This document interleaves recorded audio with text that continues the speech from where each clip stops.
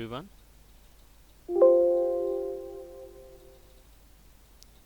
This is professor MH और आज का टॉपिक है ट्रेंड एनालिसिस। तो सबसे पहले हम लोग देखेंगे कि मीनिंग ऑफ ट्रेंड एनालिसिस क्या होता है, फिर इसका एक प्रैक्टिकल क्वेश्चन करेंगे।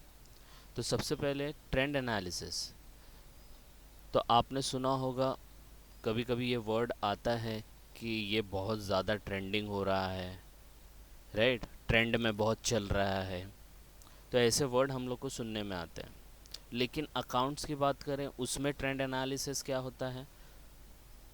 तो ट्रेंड एनालिसिस का ये मतलब है, जैसे आप लोग नॉर्मल लाइफ में भी सुनते हैं, trend means what was happened, क्या हो गया है पहले, उसको एनालाइज करो। पास्ट में क्या हुआ उसको एनालाइज करो और उसके बेसिस पे हम लोग फ्यूचर में प्रेडिक्शन करेंगे। तो ट्रेंड एनालिसिस यहाँ अकाउंट्स में यही मतलब होता है कि आपके पास जो पास्ट डेटा है उसको आप एनालाइज करो, उसको चेक करो और उस बेसिस पे आप फ्यूचर के इवेंट को प्रेडिक्ट करो। तो ट्रेंड एनालिसिस तो इज नथिंग बट आपको पास्ट डेटा दिया जाएगा, उसको आपको एनालाइज करना है कि उसके अंदर क्या क्या चेंजेस हुआ जिसकी वजह से हम लोग प्रेडिक्ट कर सकेंगे फ्यूचर का इवेंट। अंडरस्टूड? तो यहाँ पे देखो एक डेफिनेशन टाइप में मैंने लिखा है, trend analysis is used to predict future events. Future event को प्रेडिक्ट करने में हेल्प करता है। हियर वी विल यूज़, अब अकाउंटिंग टर्म में इसका मतलब क्या कि we will use past data, convert the same into percentage and then analyze and finding the pattern। क्योंकि हम लोग जो ये ट्रेंड एनालिसिस कर रहे हैं, ये क्यों कर रहे हैं कि कुछ ना कुछ पैटर्न होगा, वो पैटर्न को हम लोग को फाइंड आउट करना है। तो इसकी वजह से क्या होगा, बिजनेस वाले को हेल्प मिलेगा कि नेक्स्ट ईयर हम लोग इस चीज़ से कैसे बच सके। जैसे लॉस में हम लोग का लॉस 3 साल से थोड़ा इंक्रीज हो रहा है, तो हम लोग ट्रेंड एनालिसिस करेंगे तभी पता चलेगा कि लॉस इंक्रीज हो रहा है कि प्रॉफिट इंक्रीज हो रहा है, राइट। तो इस चीज़ को अगर हम लोग यूज़ करेंगे तो नेक्स्ट ईयर हम लोग उस चीज़ पे वर्कआउट कर पाएंगे और वर्कआउट करने के बाद हम लोग उस चीज़ को मिनिमाइज कर सकते हैं। अगर लॉस है तो मिनिमाइज कर दो, प्रॉफिट है तो और इंक्रीज कर सकते हैं। तो ट्रेंड एनालिसिस में क्या होता है, अगर कोई सिंपल लैंग्वेज में आप अगर लिखना चाहो तो trend analysis is nothing but आपको पास्ट डेटा दिया जाएगा, पास्ट डेटा को आपको क्या करना है, एनालाइज करना है और उसके अंदर क्या पैटर्न है वो फाइंड आउट करना है। उस पैटर्न के फाइंड आउट होने के बाद कंपनी उस डेटा को यूज करती है अपने फ्यूचर के इवेंट को प्रेडिक्ट करने के लिए। जैसे एग्जांपल के तौर पे 3 साल से आपका जो सेल्स है वो फर्स्ट ईयर में 100 करोड़ था, सेकेंड ईयर में 120 करोड़ हुआ, थर्ड ईयर में 150 करोड़ हुआ। तो अब इसको हम लोग परसेंटेज में कन्वर्ट करेंगे कि कितना कितना इंक्रीज हो रहा है। तो पहले इंक्रीज हुआ 20%, फिर इंक्रीज हुआ 50%। तो अब हम लोग प्रिडिक्ट कर पाएंगे कि हाँ हाँ ऑन एन एवरेज अपना 60-70% तो फोर्थ ईयर में भी इंक्रीज होगा। तो trend analysis is nothing but this only, आपको पास्ट डेटा दिया जाएगा, उसको एनालाइज करने का, उस एनालाइज करने के बाद उसमें कुछ पैटर्न है वो फाइंड आउट करने का और उस बेसिस पे हम लोग को क्या करना है, फ्यूचर इवेंट को प्रेडिक्ट करना है। आया समझ में? तो दिस इज ट्रेंड एनालिसिस। अब डायरेक्टली क्वेश्चन करते हैं, इसमें क्या है, याद रखना ट्रेंड एनालिसिस जो आपको एग्जाम पॉइंट ऑफ व्यू आएगा उसमें 3 कॉलम होंगे, मोस्टली 3 कॉलम और मैक्सिमम आपको 4 कॉलम दिए होंगे। तो याद रखना जितने कॉलम दिए होंगे, जितने ईयर दिए होंगे उसका डबल कॉलम आपको बनाना। अगर 3 है तो कितना बनेगा 6, अगर 4 है तो कितना बनेगा 8। आया समझ में? तो अब चेक करते हैं हम लोग क्वेश्चन क्या दिया है।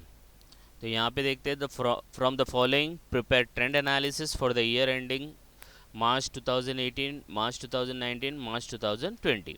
ये देखो डेटा दिया है, बैलेंस शीट दिया है 2018, 19, 20, एसेट दिया है, लायबिलिटी दिया है। अब यही चीज़ पहले हम लोग ट्रेंड एनालिसिस करने जाएंगे तो सबसे पहले वर्टिकल फॉर्म में क्रिएट करने का। अब वर्टिकल फॉर्म में आप क्रिएट करोगे तो ये 3 ईयर का है, तो अपने को कितने कॉलम बनाने पड़ेंगे, 6 कॉलम। कितने कॉलम बनाने पड़ेंगे, 6 कॉलम, जितने साल उसके डबल कॉलम, जितने साल उसके डबल कॉलम। तो 3 साल है तो 3 साल का डबल कितना हो गया, 6 साल। तो यहाँ पे देखो पहले मैं वर्टिकल फॉर्म बना देता हूँ। देखो यहाँ पे पर्टिकुलर 6 कॉलम है, तो ईयर ये रहा 18, 19, 20, ये अमाउंट रहेगा, और यहाँ पे आपका ट्रेंड परसेंटेज है, तो उसमें क्या है, ये इस साल आ जाएंगे। तो सबसे पहले मैं क्या करूँगा, इसका फॉर्मेट लिखूंगा। तो ओनर्स फंड, पहले आपको पता है बैलेंस शीट का फॉर्मेट कैसा है।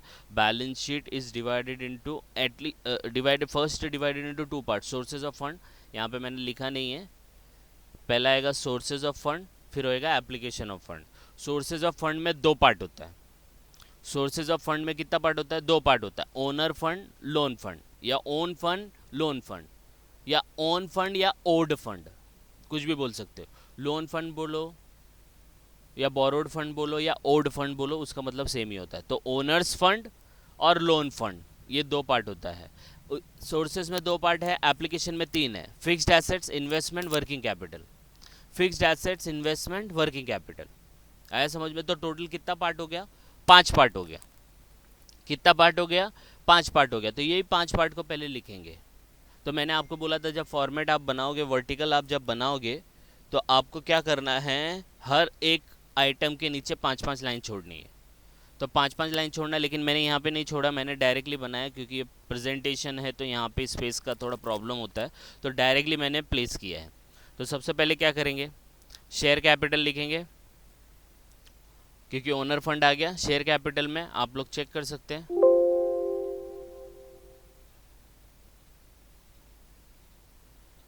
Just a minute.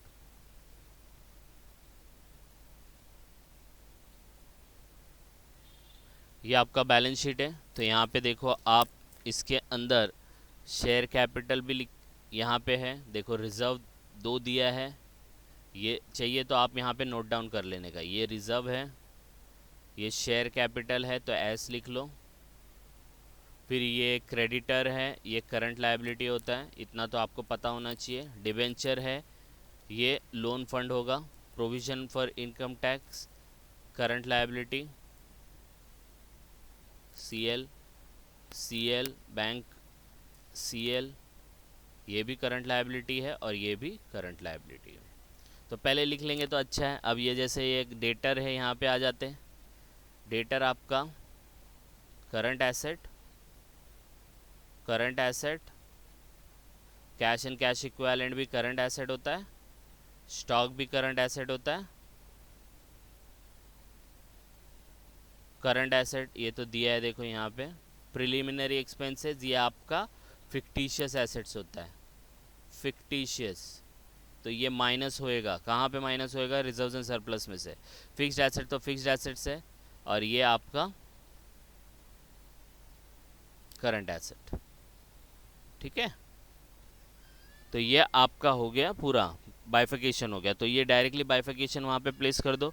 तो सबसे पहले क्या आएगा, शेयर कैपिटल है, तो दोनों, ये याद रखने का, शेयर कैपिटल 2 है यहाँ पे, है ना, तो ये दोनों को प्लेस करने का।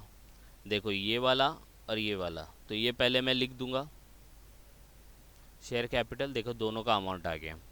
इक्विटी शेयर कैपिटल, ईयर में अमाउंट लिख देने का, परसेंटेज कैसे निकालना वो आप बताऊंगा बाद में, लेकिन सबसे पहले क्या करने का, शेयर कैपिटल का अमाउंट लिख देने का। फिर दूसरा क्या आता है, रिजर्व्स एंड सरप्लस। तो reserves and surplus I think आपको 2 थे, एक रिजर्व था, एक पीएनएल था। तो ये देखो, ये 68, 80, 50, 32, 12, 80, तो ये जाके लिखना है वहाँ पे।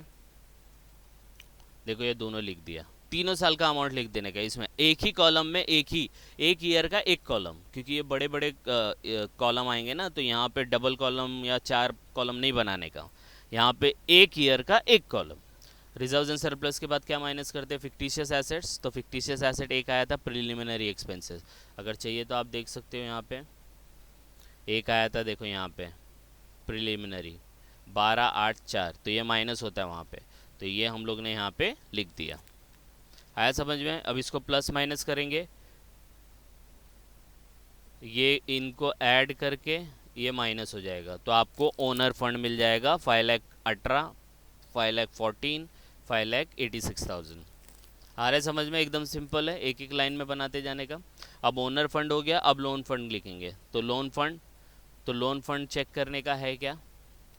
तो लोन फंड में हम लोग को सिर्फ एक ही मिला था, डिबेंचर, तो यही आएगा 1,10, 1,50,000 और 50। तो ये हम लोग जाके यहाँ पे लिख देंगे, ठीक है। सिक्योर्ड अनसिक्योर्ड होता है, लेकिन अनसिक्योर्ड है नहीं तो उसको छोड़ देंगे। तो टोटल लोन फंड हो जाएगा वही अमाउंट जो यहाँ पे था, 1,10,000, 1,50,000 और 50, जो ये है। आया समझ में?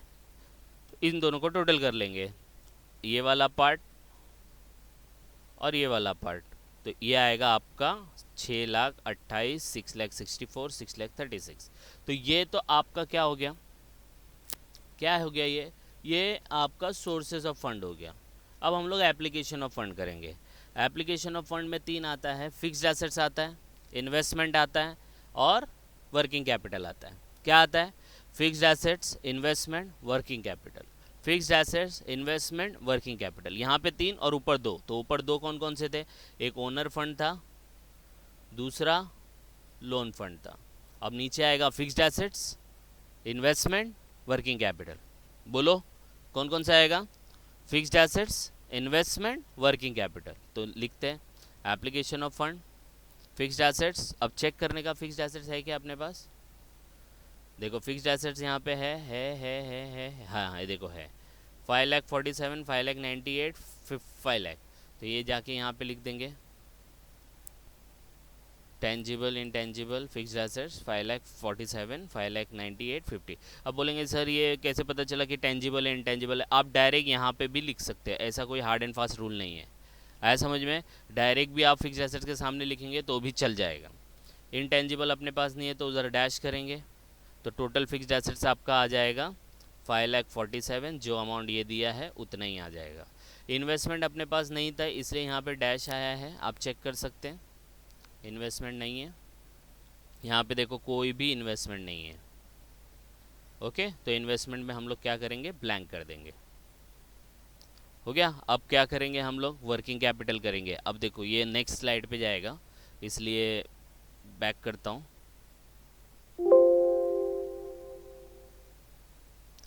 ये नेक्स्ट स्लाइड पे गए। अब हम लोग लिखेंगे वर्किंग कैपिटल। तो वर्किंग कैपिटल में क्या होता है? वर्किंग कैपिटल का फॉर्मूला क्या है? Current asset minus current liability, current asset minus current liability. तो करंट एसेट में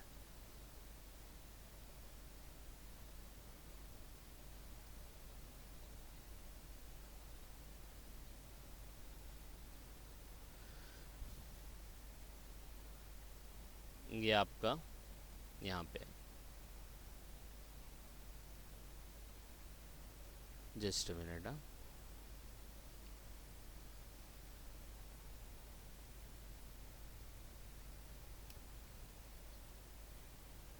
ये आपका करंट एसेट है। तो देखो यहाँ पे करंट एसेट कितने सारे हैं? एक डेटर है, एक बिल्स रिसीवेबल है, कैश है, स्टॉक है, 4 हो गया। और ये अदर करंट है 5 और प्रिपेयर्ड एक्सपेंसेस 6। तो 6 करंट एसेट हो गए। करंट लायबिलिटी कितनी है? Creditor, provision 2, 3, 4, 5। तो 6 करंट एसेट और 5 करंट लायबिलिटी। तो ये जाके आप डायरेक्टली हम लोग वहाँ पे लिख देंगे। तो ये आपका हो गया, देखो ये करंट एसेट हम लोग लिखेंगे 6 के 6, अमाउंट वही आएगा हर साल का अंदर, फिर उसका टोटल कर लेंगे। फिर करंट लायबिलिटी लिखेंगे, करंट लायबिलिटी में 5 थे, वो 5 के 5। अब डायरेक्टली लिखना है, इसमें कुछ चेंजेस नहीं करना क्योंकि एडजस्टमेंट बहुत रेयरली आता है इसमें। तो हम लोग क्या करेंगे? इसके अंदर पूरे जितने भी करंट एसेट है सबको लिख देंगे हर एक कॉलम में, हर एक ईयर का। अब टोटल कर लेंगे करंट लायबिलिटी को भी। अब दोनों में से करंट एसेट में से करंट लायबिलिटी को क्या करेंगे? माइनस, तभी जाके क्या आएगा? Working capital. तो वर्किंग कैपिटल आ गया 2,23,000 में से माइनस करेंगे 1,42,000, तो 81,000। ऐसे ही तीनों साल का कर देंगे। आया समझ में? अब क्या करेंगे? Working capital plus fixed assets, 3 चीज़ होती है ना एप्लीकेशन में, fixed assets, investment, working capital. तो फिक्स्ड एसेट दिया था, इन्वेस्टमेंट तो था नहीं, प्लस वर्किंग कैपिटल। तो अब हम लोग इन तीनों को ऐड करेंगे तो आपका टोटल आएगा वही 6,28,000, 6,64,000 और 36। देखो यहाँ पे दिया है। तो तीनों को जब आप बुक में बनाएंगे तो आपके सामने रहेगा, तीनों को टोटल कर लेने का, जो अमाउंट आएगा इधर। अब इसको ट्रेंड करेंगे। कैसे करेंगे, तो स्टार्ट करेंगे पीछे से, ये वाला, ठीक है। फिर इसके बाद आगे बढ़ेंगे। ये समझ में आया आपको फॉर्मेट? तो फॉर्मेट बैलेंस शीट का अगर याद नहीं है तो इस प्रीवियस वीडियो में आप देख सकते हो, तो आपको समझ में आएगा। और नहीं भी आ रहा है तो आपको याद रखना है कि जो बैलेंस शीट है वो दो पार्ट में डिवाइड होती है, sources of fund, application of fund. Sources of fund में दो पार्ट है, owner fund, loan fund. Application में तीन पार्ट है, फिक्स्ड एसेट्स, इन्वेस्टमेंट और वर्किंग कैपिटल। फॉर्मेट बना लेने का, हर एक आइटम के नीचे 5-5 लाइन छोड़ना है। यहाँ पे मैंने नहीं छोड़ा है क्योंकि हम लोग प्रेजेंटेशन कर रहे हैं, तो इसलिए यहाँ पे स्पेस कम रहता है। आया समझ में? अब ट्रेंड करेंगे, तो ट्रेंड एनालिसिस कैसे करते हैं, तो याद रखना आपको पता कैसे चलता है। ट्रेंड का मतलब क्या होता है कि पास डेटा एनालाइज करने का और उसमें क्या क्या चेंजेस हुआ है वो फाइंड आउट करने का, एनालाइज करने का, है ना। क्या ट्रेंड है उसके अंदर, क्या पैटर्न है, वो समझ में आना चाहिए। तो अभी मैं बोलूँगा आपको आईफोन दिखाऊंगा, अभी एग्जांपल के तौर पे अभी मैं आपको आईफोन दिखाता हूँ, आईफोन 11 प्रो या 11 ही दिखाता हूँ, 11 प्रो दिखाता हूँ। तो अगर आपको 11 प्रो पता होगा तो पीछे उसके 3 कैमरा है ट्राइंगल के शेप में, है कि नहीं है? तो आप बोलेंगे सर ये अभी ज़्यादा चल रहा है मार्केट में 3 कैमरे वाला ट्राइंगल वाला, तो कैसे पता चलेगा कि ये ट्रेंडिंग है? क्योंकि हम लोग ने इसके प्रीवियस मॉडल भी देखे। अब प्रीवियस मॉडल देखे हैं हम लोग ने, तो प्रीवियस मॉडल में पहले एक कैमरा था, एक कैमरा पहले एक ही आता था ऐसे राउंड में, फिर उसको चेंज करके उन लोग ने कैसा किया, ऐसे किया कैमरा, फिर उस लोगों ने चेंज करके कैमरे को सीधा खड़ा किया। अब उन लोग ने क्या किया, एक इधर, एक इधर और एक इधर, ऐसा किया।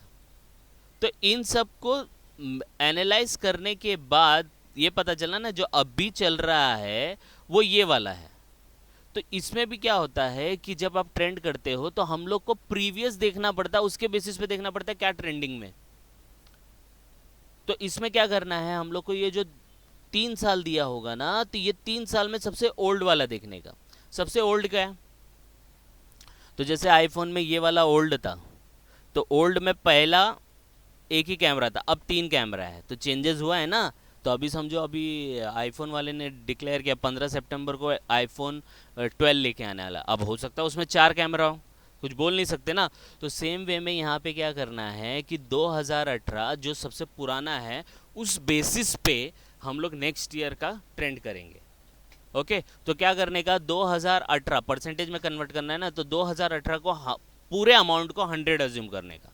कितना अज्यूम करने का, 100। तो जहाँ जहाँ अमाउंट लिखा है उसको 100 करते जाओ। तो देखो यहाँ पे भी अमाउंट है तो 100 कर दिया, यहाँ पे भी अमाउंट है 100 100 100 100 100 100 100, फिर नीचे भी आएंगे तो यहाँ पे भी 100 100, ये बाय मिस्टेक आ गया यहाँ पे। ओके, तो जो भी, क्योंकि हम लोग को कोई भी चीज़ को बेस पकड़ना पड़ेगा, बेस के बेसिस पे देखना पड़ेगा कि क्या चेंजेस हुआ है। तो बेस कौन सा लेने का, सबसे पुराना वाला। बेस कौन सा लेने का, सबसे पुराना वाला। तो 2018 सबसे पुराना है तो उसको 100 ले लो। अब 2019 का क्या परसेंटेज होगा, ये तो हम लोग ने 2018 को 100% माना है। अब 2019 में 100% हुआ कि 100 से कम हुआ, ये डिसाइड करने का। तो इसका फॉर्मूला कैसा है, इसका फॉर्मूला मैं आपको बताता हूँ क्या करने का। अब 2019 का लेना है तो 2019 का कैलकुलेटर लो, सब लोग लो कैलकुलेटर। तो 2019 का अमाउंट लेने का, क्या लेने का, अमाउंट। ध्यान से याद रखना फॉर्मूला, जो भी ईयर का परसेंटेज निकालना है उसका अमाउंट लेने का इनटू 100, क्या करने का। तो मैं ऐसा लिख सकता हूं, next year amount, next year amount multiply by 100 divide by base year amount, base year amount, ये ध्यान रखना। तो अगर आप कैलकुलेटर पे लेते हो नेक्स्ट ईयर अमाउंट, तो नेक्स्ट ईयर अमाउंट 3,40,000 है, तो 3,40,000 मल्टीप्लाई बाय 100 डिवाइड बाय 3,30,000, जरा करो, 3,40,000 मल्टीप्लाई बाय 100 डिवाइड बाय 3,30,000 कितना आता है? ये देखो 103 दिख भी रहा है ना। 2018 में 3,30,000 था, यहाँ पे 3,40,000 हुआ, तो कुछ परसेंटेज बढ़ा है, तो 3% बढ़ा है। आया समझ में? अब सेम वे में 2020 करना है तो 3,50,000 multiply by 100 divide by 3,30,000 base year से ही डिवाइड करने का। तो अब ये 3,50,000 है तो और बढ़ जाएगा, तो ये 3 अगर 10,000 बढ़ा तो 3% बढ़ा, अब ये 20,000 बढ़ गया है तो 6 आ जाएगा, तो 106। आया समझ में?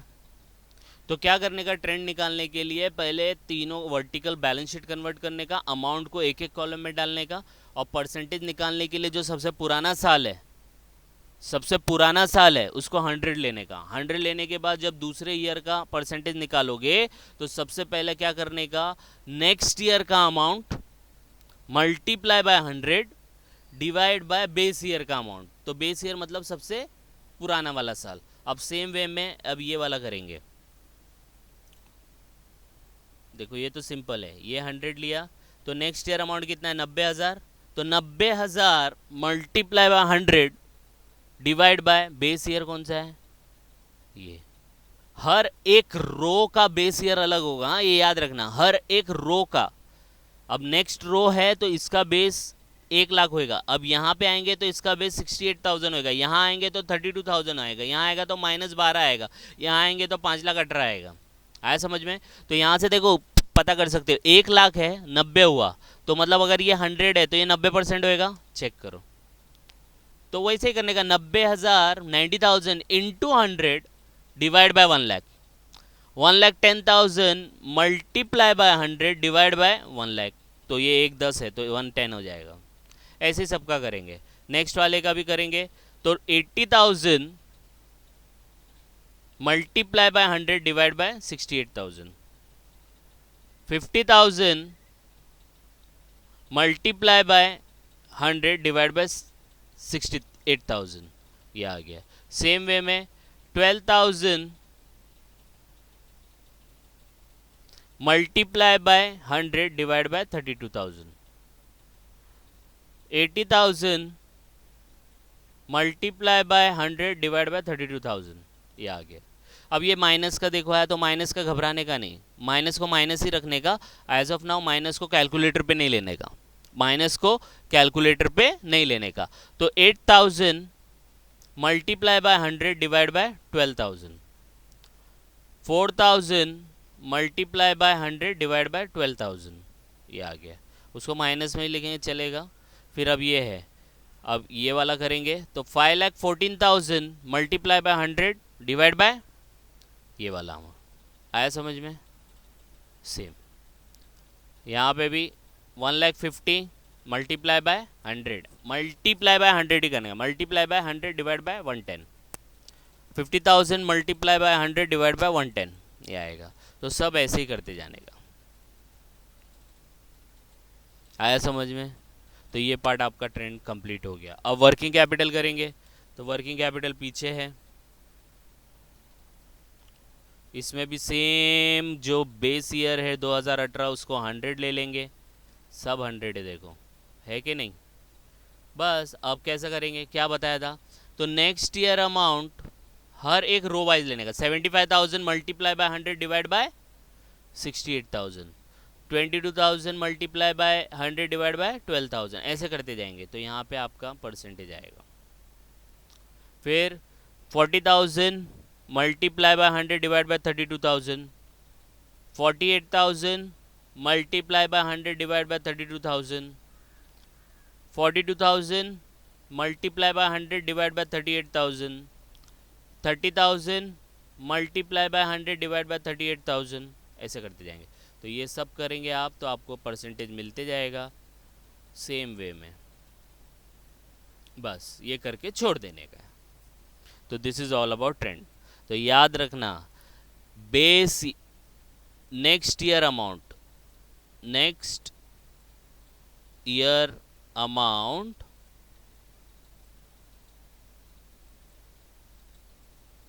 Into 100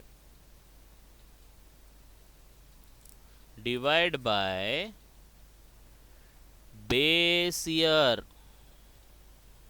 amount. आया समझ में? ये ट्रेंड का फॉर्मूला याद रखना है। और न्यू बेस ईयर कौन सा होता है? सबसे पुराने वाले साल को बेस ईयर बोलते हैं। आया समझ में? समझा कि नहीं समझा? तो this is the trend analysis. Okay, तो ये आप लोग रेफर करो, कुछ डाउट आएगा तो आप लोग कमेंट कर सकते हो। तो आज के लिए बस इतना ही। That's all for today, we will continue next time. Thank you very much. Like and subscribe for more videos. Thank you.